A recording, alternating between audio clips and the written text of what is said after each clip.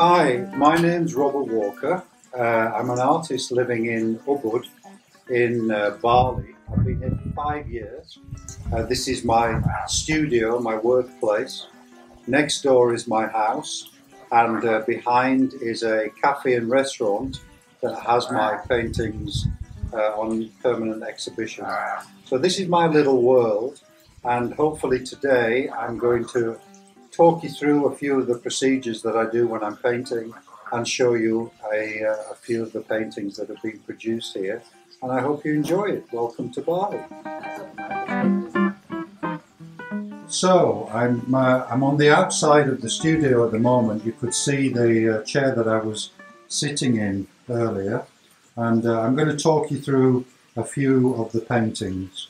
This one is a flooded rice field view that was actually behind my house. So most of the paintings are in the vicinity of the area that I'm working. Most of the people that I paint are local people, and so it gives a personal touch to everything. I'm doing a series of old ladies at the moment, and so I'll show you a few of these. These are old ladies from round about, some of who like to have their photographs taken and drawings done, and others that were doing it under duress, I suppose. But you can see that they're all terrific faces. So much history to see in their faces. Here you can see a completed stone carving which I've turned into a colourful painting. But the composition is in white stone. A very common thing to do in Bali is to have beautiful carvings. Here's another one with the birds. This was a stone carving that I've changed. Here is a little lane near my house. I wonder where that goes, into the sunlight at the back. I'm particularly proud of this landscape that I've just finished of rice fields. I really love the beautiful colours here, and I suppose I accentuate them. But it's what I see, so I always paint what I see. Everywhere you look, paintings. It's lovely to be surrounded by so much colour. There's a world of good to have colour in your life. And I certainly have plenty of that. I'm very lucky. And if I swing around, you can see the beautiful orchids here as well. The colour inspires me. And also the canvas that I'm working on at the moment that I started this morning of another lady gazing out at us from the canvas. Follow on.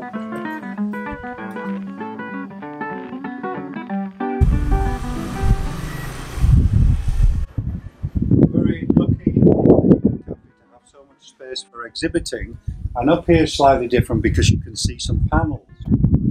Here is a 5-part panel of my garden with the waterfall. Selection of irises and different flowers, orchids, which appeal to me and which are often a source of inspiration. And up above you can see some paintings of owls. Owls are important in my life. I rescue owls, and we get them back into nature slowly over a period of time, releasing them. And so far we've released 27 owls back into the neighbourhood. We can hear them at night, so we know they're around. So that's a nice thing to do. Another panel here, another panel of 5, another section of the garden, and then over on the left hand side you can see some koi paintings, 2 koi paintings. Move the baby chair. From the koi pond downstairs.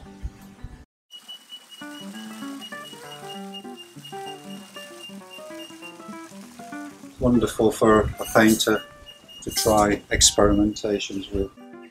So this is my little world, and hopefully now what I'm going to do is to show you a step-by-step guide to how I paint, what materials I use, and how I actually produce the final pieces. So let's go downstairs to the studio.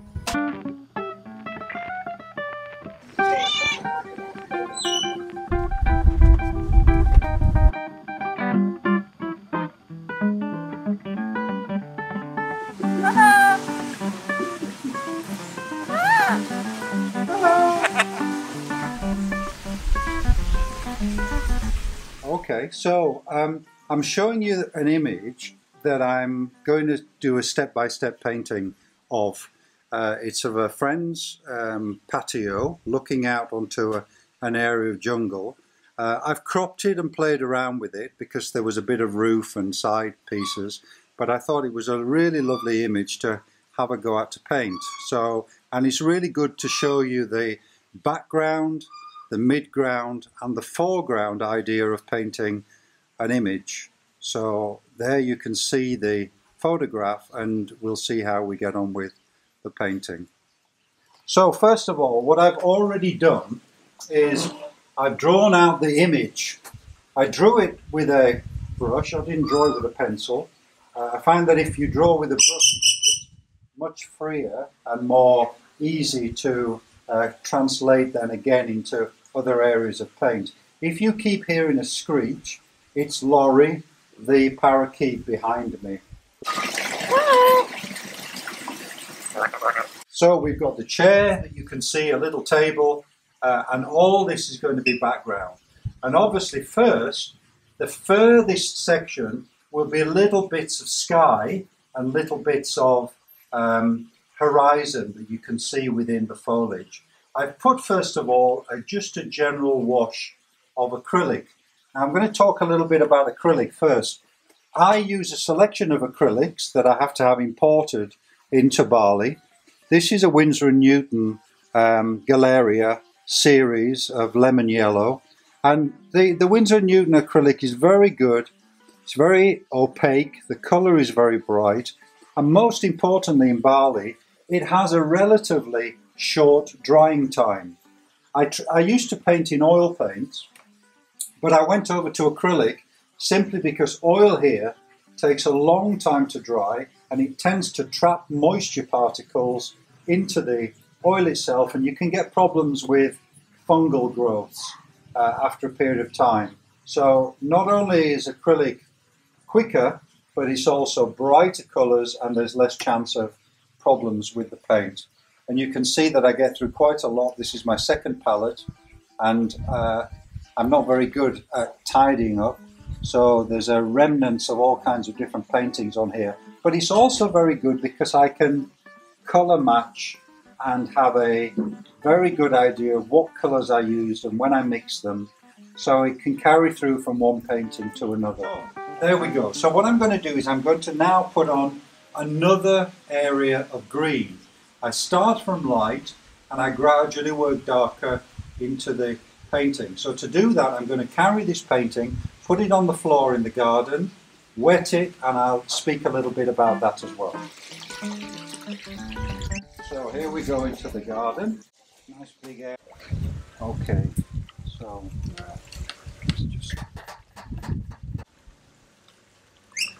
okay, so here's the canvas down on the floor. And what I'm going to do is I'm going to very carefully follow the area that I want paint to go onto. And I'm going to wet those areas with a brush. This is just clear water. And obviously when the paint starts to, everybody's come across runny paint, but when the paint starts to go onto the canvas, if there's a dry area and a wet line next to it, the paint will only go as far as the line, the wet area. So it won't go onto the dry section of the painting, which obviously is very, very useful because I only want it to go onto the areas that's going to be the background. Once I've done the small area along the line, I then can use a spray, put some water across the rest of the picture where it isn't as crucial to stick to particular lines. So now I have a wet surface which I can work on. And with a brush and a slightly darker paint, not a huge difference. The human eye is incredible, the way that it can pick up very, very subtle differences in colour. So I made a slightly different green and I'm starting to paint very unevenly across the surface where I know the foliage is going to be. At this moment there's no particular detail. Most objects, most plants, most trees grow vertically, grow upwards. So my brush strokes have got to be on the whole vertical rather than horizontal. Occasionally just the idea of maybe a tree or a banana, but nothing major.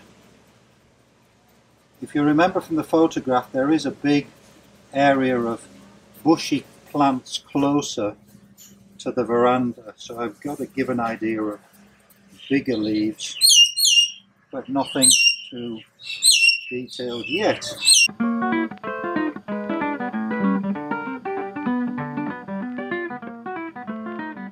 So there you can see basically a network of various greens. Even the way that I've mixed the paint is very haphazard. I haven't mixed it to a pure green, so when my brush works on it, it picks up lots of slight variations in colour. So when you look at the strokes that I've already done, there's a mixture between a lighter green and a darker green, and that's on purpose to start to show the very subtle changes in greens in the painting. So now we have to let that dry before the next stage.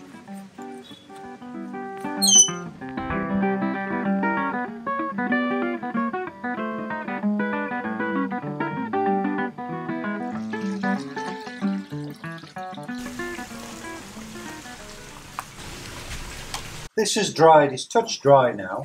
It's still a little bit wet, but that's fine, that's okay. We can get away with the next stage. So what I'm going to do is I'm going to again wet an area where I know it's particularly dark, where the colour is going to be quite dark, because what I'm going to do is I'm going to put a blue for the shadow. It's very rare that shadows are black or grey. People say, oh, it's a black shadow, or it's a grey shadow. Shadows are normally different variations of the colours that are there already. So a dark green, because green is made with blue and yellow, a dark green goes to virtually a blue. So we're going to put in a very dark blue colour along the edge of the patio. And I want it to be uneven. Remember, it's going to be plants and flowers. So we don't want to paint it as if you're painting your lounge wall. We are going to paint it so it's nice and free. The surface is going to be darker. We do that, and we've also got some dark areas within the surface of the undergrowth. So I'm using a very wet paint, and I'm just starting to give an idea that there might be a bit of a dark border.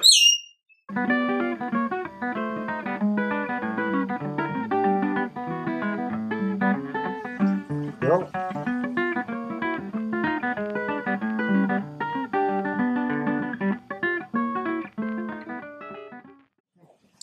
further on we just have areas of dark. Now again, this will just look like splodges at first, but the gaps between leaves are going to be darker. That's where the shadow is. So that's what they're going to be. And I can see, take my glasses off, I can see that there's also quite a big tree in the background. So I'm going to just give an idea where the tree is. There's another one coming down here, another one quite close to it here, another one here. And the darker trees will look as if they're more in the foreground, and obviously they're a little bit wider. And the thinner trees and the lighter trees will look as if they're further into the background. Already by doing that, you can see that there's a variation in the actual surface of where they are, the distance. In the background there is also some areas which are much, much lighter.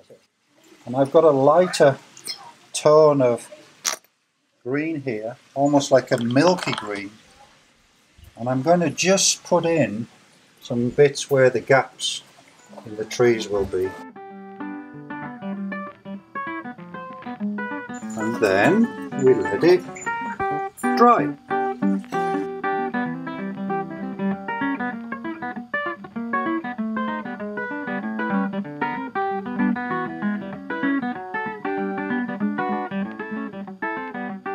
And what I'm going to do is I'm going to work from the background to the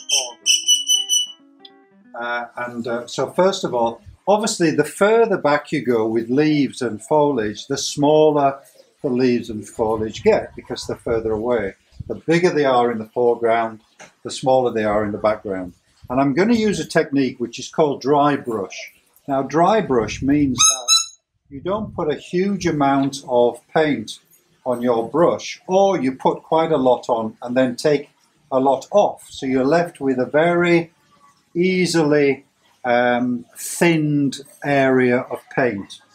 And the best way is to show you how I do this, because the background, if I stipple the background, it will look as if they are leaves, but they're a bit out of focus. So I've got these colours which I've made up. They're almost like a jade green, and once I load the brush, if I then take a little bit off the brush, I get a small amount left, which I can then start to put onto the canvas. So it gives sort of like a bloom rather than a full surface of paint.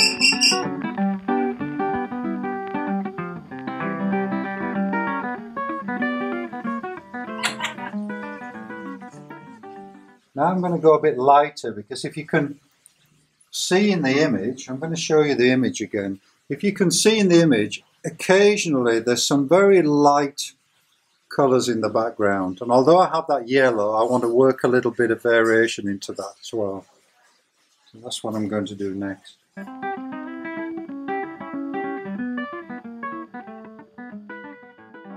Since you were here last, you can see that I've added a few more trees, and you can see what I mean about the distance of the trees, depending on how wide they are, how intense the colour is, how you can make things begin to come forward and background. A lot of people just paint the trees thinner but the same colour. That doesn't work. You have to vary the kinds of surfaces of colour that you use in trees to get that variation in depth. And if I just stab at the canvas,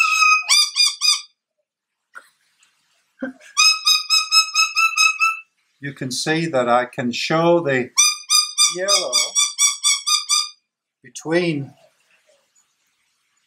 the leaves, and I can start to build up the surface. I'm just dabbing at the, and I've got on my brush, I've got a selection of different colours. So I've got a very pale lilac and a green, so I'm getting a little bit of variation as well. I'm going to build up a little bit of colour behind the dark as well.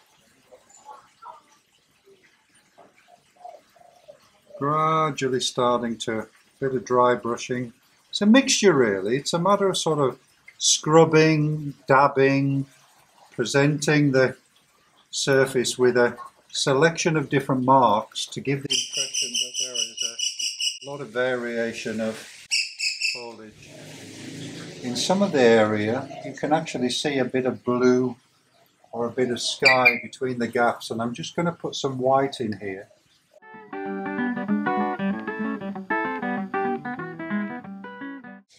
Now, the next thing I'm going to show you is leaf out with colour. But just by putting a few on, you can see how they jump forward, how colour makes things. Bright colours make things advance, dark colours make things recede. So there, let's have a look at that so far.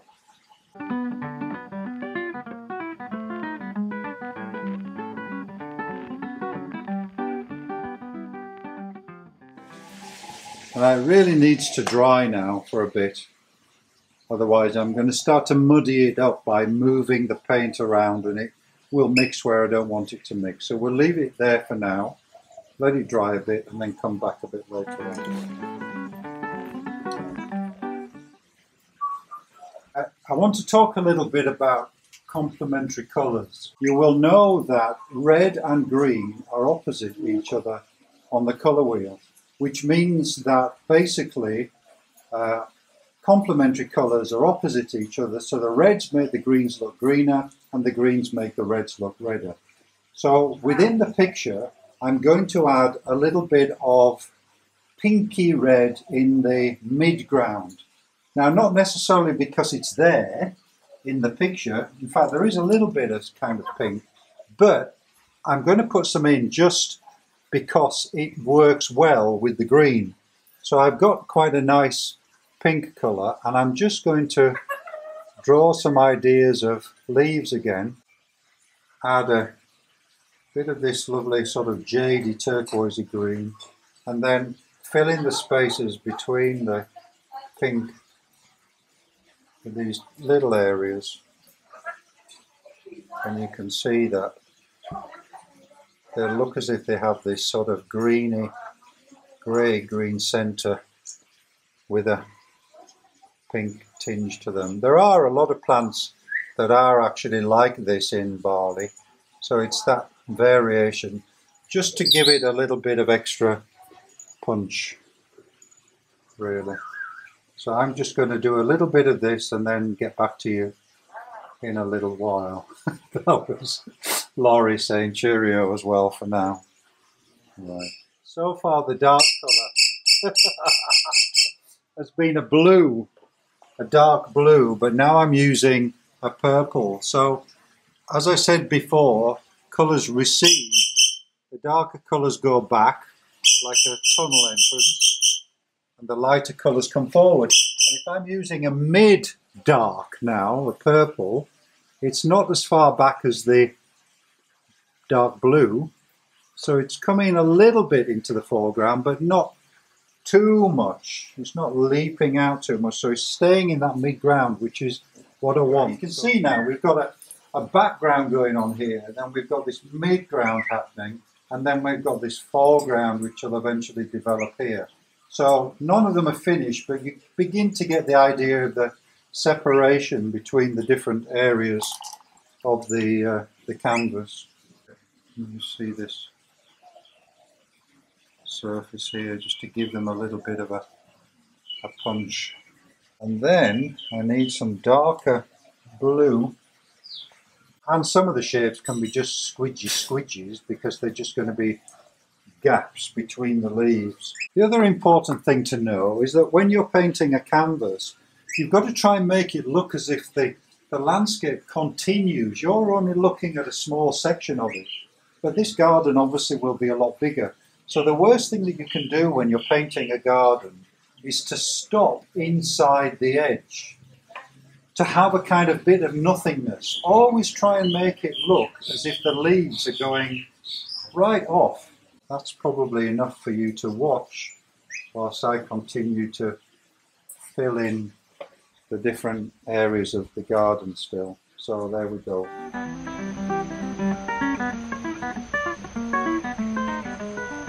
Just since the last time you visited me, I've just started to just put an idea of the table. The table is a slatted table with little holes that run along the wood. So all I've done is I've used a purple colour to put a very light wash on the surface, and then I am a darker brown on one side, darker on the other to give a bit of an angle. Behind it, actually, I failed to make the garden dark enough so the edge of the table really stands out. So I'm putting a line, and then just from that line working outwards and giving a really nice dark bit of the garden around here so it stands out. And it's got a nice bottle on the table, and in fact the real bottle is blue, but I'm going to do a red because the blue colour is going to disappear into the background too much. So I'm going to put a really popping red on there. First of all, I'm going to put a really luminous pink.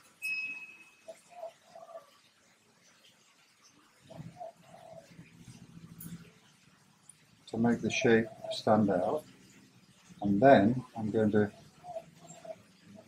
put put a red across it down one side because there's some shadow on there, and I want to give the impression that the bottle is got a bit of shape to it.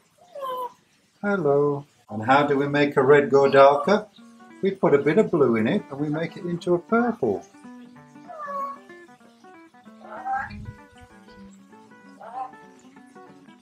Like that for the time being. And then when that, actually let's see if I can get away with it now.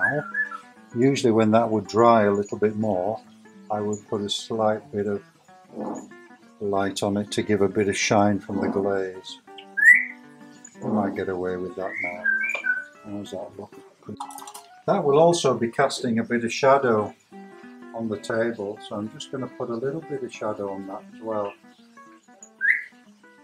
to show that it's sitting there on the tabletop. I'm also going to put a bit of shadow underneath the legs nearest to the top of the table to give a bit of shade in there. How's that? That's looking pretty good. If we put a flower in there, single flower in the surface, change to a smaller brush,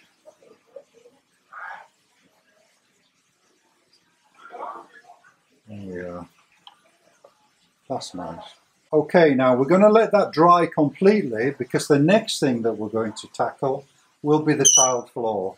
And we're going to do that wet on wet, which is quite interesting. So, but before we do that, we have to let everything else dry.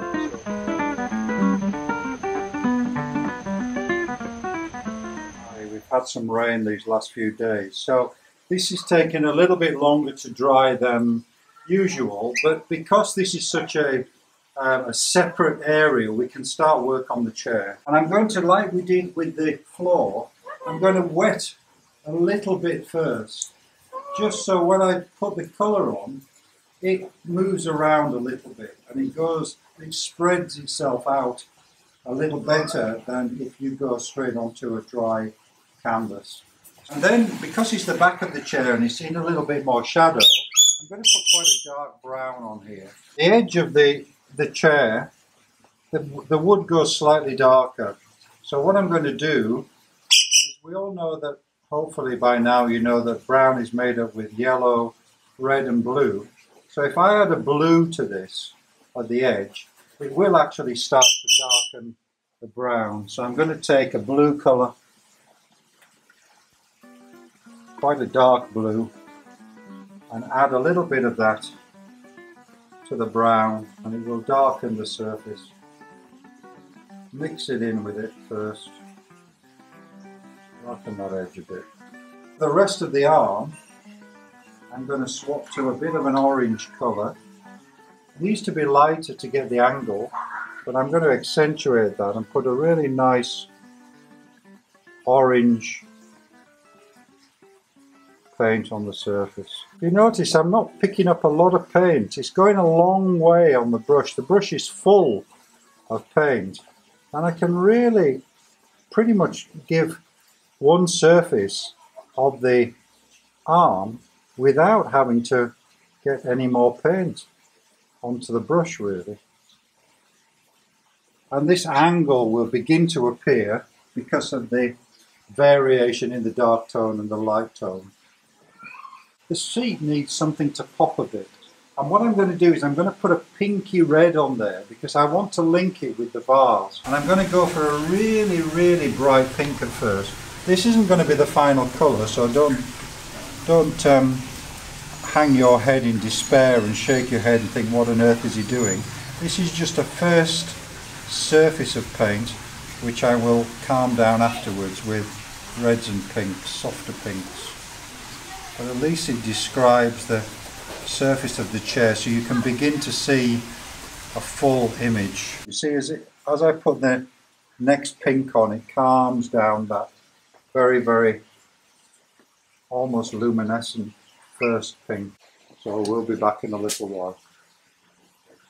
Sometimes it's a good idea just to block in all areas because it starts to make a little bit more sense in your own mind about what the different colours are going to be. This twisted arm here. It sort of runs underneath itself. You can get that on next. You see, we're back to this idea of small brush, small areas, big brush, big areas. It's always good to remember that. And hopefully you can begin to see a bit of an angle appearing on the surface. I've taken that a bit too far, so I'm going to just put a bit more orange and cut that back there. And then I'm going to put a lighter tone on the outside of the turned wood, but I'm keeping the darker bit on the inside for now. There's a much darker surface next to the cushion, which runs along the edge of the cushion. I'm going to put a bit of blue in there, darken it even more. What I haven't mentioned in the past much is the angle of the brush strokes that you do. This is a flat section of the chair, so I'm actually going to paint across to echo that flat shelf-like section. I'll leave a few gaps so you can see what I mean. I'm not on here. I was painting up and down, the back is flat, but often it's a good idea to use the brush and paint in the same direction as the angle that you're trying to create. This is a flat, you can see that beginning to happen now. It's a flat surface which runs along there. It's actually a little bit wider, it goes all the way out here. So I'm going to put a little bit more on here. I'll accentuate it and sort of spread out my lines a bit more so you can see what I mean about a shelf, a flat surface which begins to happen across there.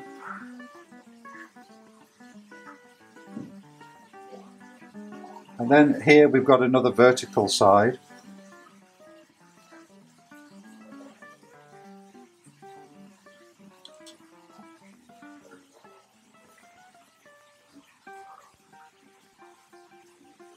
So by painting those right correct angles, again I'll do them a little bit wider so you can see what I mean about the different angle. Is creating a 90-degree angle here to show that surface. Then we've got the turned surface of the chair, which is obviously darker inside here because of the shadow.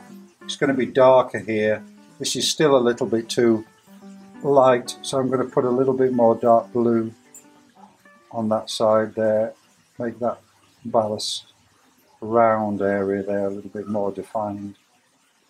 Go right in, and then we've got also the darker shade which is right next to the pillow, the cushion, where the shadow will be. I'll work that out a bit again, keeping those lines going flat, the majority across the surface. And you can start to see, hopefully, the shape of the chair with regard to the rest of the image. Okay, we'll leave it there and let it dry. So, here we are at the painting again, and you can see that I've obviously done some more whilst you've all been away. And I've been sort of touching it up and getting it nearer completion. I filled in some of the areas that were in the garden with some very light green, quite simple splashes and dashes of colour. But I think it needed that because it was a little bit empty in the foreground. I've also put in some more white into this sky. Before it was more of a creamy colour, but now it's more of a white. Although I've pulled the white across with a brush, so it still reveals a little bit of the yellow underneath and a bit of the green. I've done more to the chair, completed the back of the chair. I've added some magenta into here. If you recall, before it was more of a brown and a blue. And I've done the cushion on the chair itself. I've added a little bit of blue as well. It's always a good idea when you're doing a composition to balance different areas with a bit of the same colour. So I've taken some of the blue, turquoisey blue in the background, and I've put some little dashes into the cushion just to link the foreground and the background a little bit more together. And you can see that I've done that in other places as well. I've put a bit of orange into the background, pulled from the chair. I put some of the pink into the floor to connect this bit. So you don't want the painting to be very separate, lots of separate areas, like a Piet Mondrian grid with definite big black lines around it. What I try to do is to merge the things together, to pull colour from one place to another, so your eye connects the whole thing and it works as a full composition. The other thing I want to show you is a wonderful brush, which is a brush which is fans out like this, a bit like a snare drum, a brush that you use on the snare drum for a drum kit. And with this, when I dipped it into the paint, I produced these little bits of banana leaves. So by brushing it on in that direction like this, you could see very easily that you get this slightly broken line, and they just look like little bits of banana leaves. So I've used that in a few places to give a little bit more interest in the background. I think it's nearly completed. I'm quite happy with it. You've seen the full stages from start to finish, so I hope it helps with your own painting, and I hope that you can have a bit of an experiment, use mine if you want, and have a go at reproducing it in your own way, maybe with your own colours. And the most important thing, enjoy it. Enjoy what you do. You can always start again, so don't feel as if it's very precious. Give it a go and see what happens. Thank you for watching. It's building up. Laurie, look, I know we're ignoring you, but please be quiet. You are cheeky chops. You're so naughty. You're so naughty. Yes, you are.